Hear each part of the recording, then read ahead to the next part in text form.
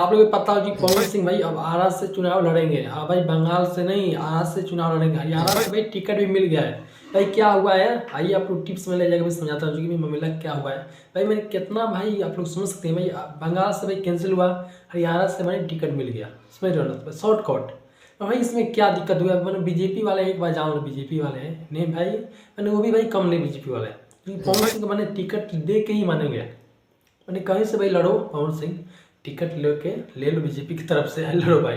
देखिए आप लोग जानते हैं पवन सिंह भाई आरजेडी में सट जाएंगे, तो भाई समझ सकते हैं आप लोग। भाई पवन सिंह का भाई ऐसे मैंने संसद बन ही जाएंगे, जो कि आप लोग जानते हैं आरजेडी का भाई टिकट बहुत जगह खाली है। तो बीजेपी वाले भाई आरजेडी वाले कहीं से भी लगा सकते हैं, क्योंकि भाई पवन सिंह, एक बात भाई कंफर्म है।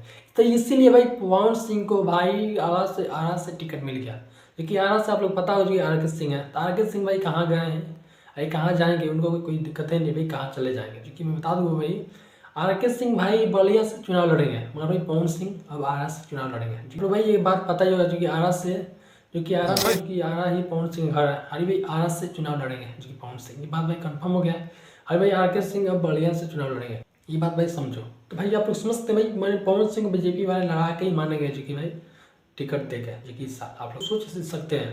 क्योंकि भाई इसमें हल्का खचखच हुआ, जो कि भाई पवन सिंह के मैंने इधर उधर मन हुआ, मैं टिकट नहीं देगा बीजेपी वाला, तो मैं आरजेडी में सट जाऊँगा।